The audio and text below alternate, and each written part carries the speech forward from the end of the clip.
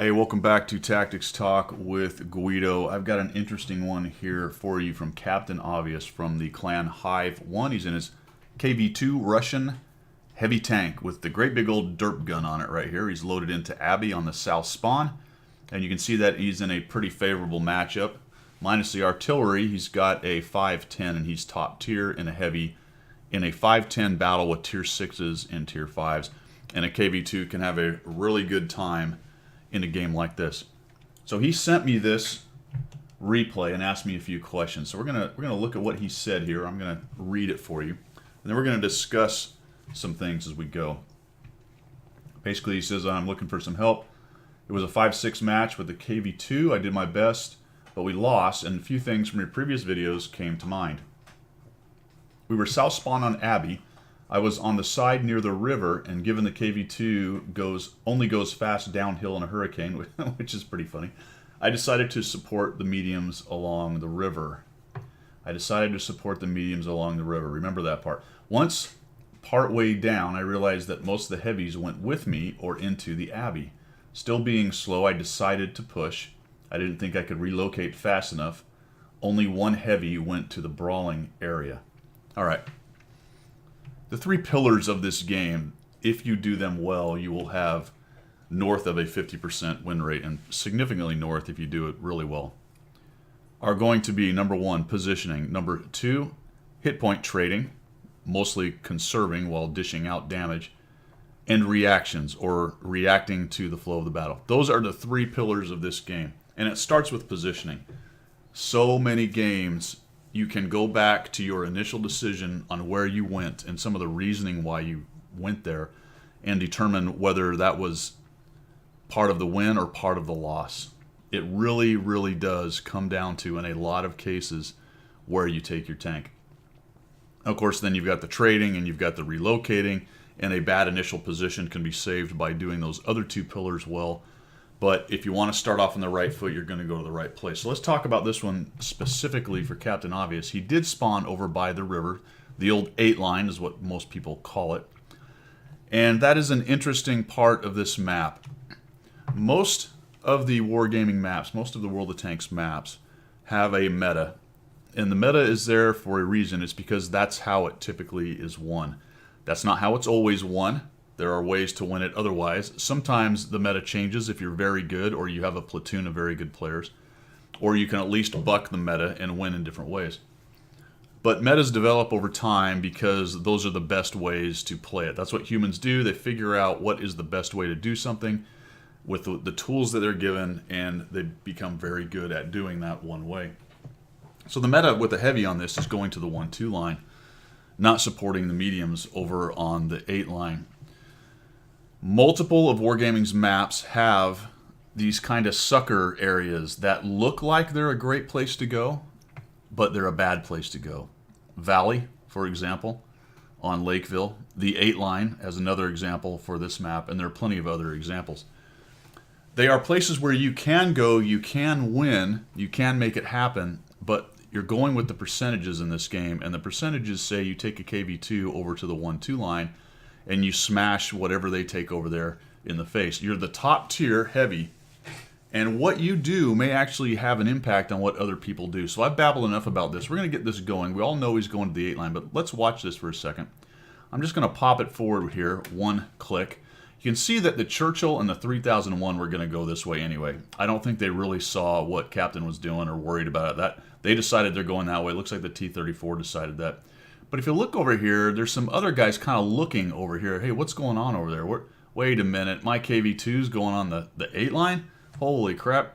If you go one more forward and you look, oh boy. And Captain, I think you drug quite a few guys with you on this, and you do mention that in your note to me. So in positioning, A, I think you went the wrong way. You needed to go to 1-2. And B, I think you drug a lot of your players along with you down this primrose path is what I will say.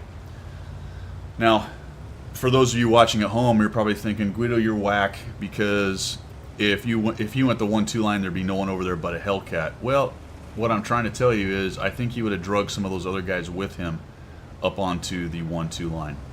And I think it's pretty predictable what's going to happen here, but let's watch it anyway, because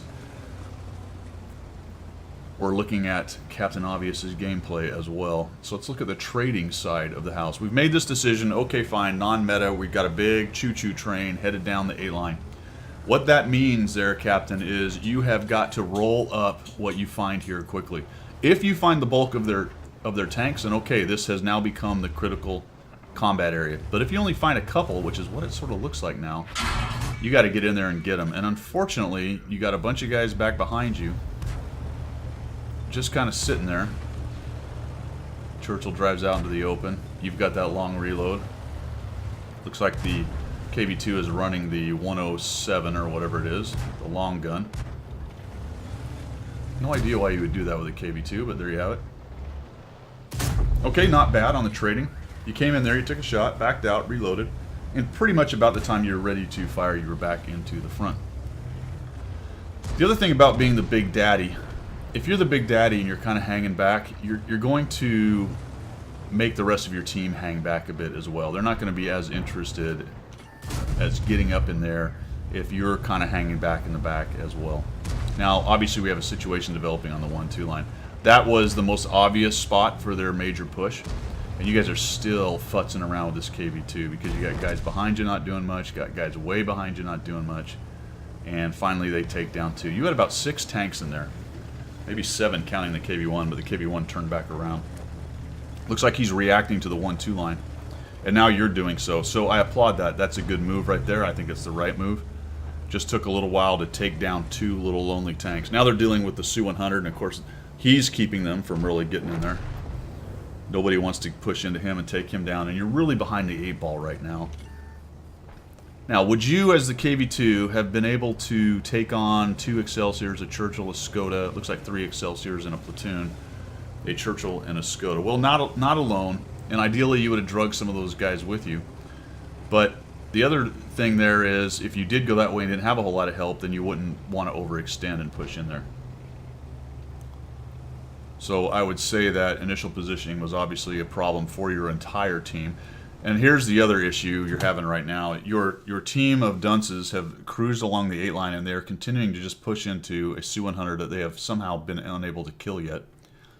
Instead of all turning around, had they all student body right and headed south and come with you, you guys probably would have cleaned this game up pretty well. Even though they're hurt, because you're going to do a nice job in here on the trading aspect of dealing with quite a few tanks all around you in a bloody KV-2, which is good stuff. The KV-2 is not easy to brawl in a situation like this, especially when you're outnumbered. But you come in here, you nuke that guy, spin around. Got an ELC and a Chaffee. Those guys are trouble if they can get around you, for sure. The KV-1 is finally kind of doing something. That's good. Oh, there's that Chaffee. He blaps you a little bit right there. Pins you with a regular AP round. And I agree with this. You need to get rid of him. One of your big problems is the artillery, but you take him down quickly so he can't get around to your side. Looks like you got an Excelsior that moves up.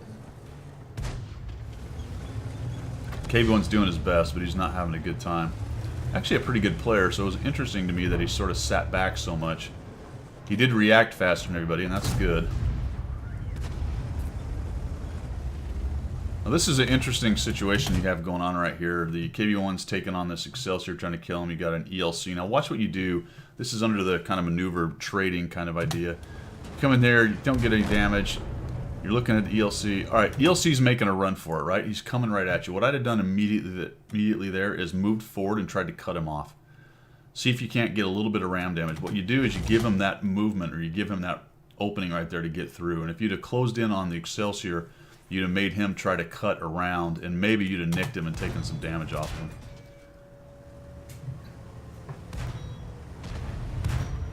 Excelsior, Excelsior, there we go. Let's get him. Outstanding. That guy's down.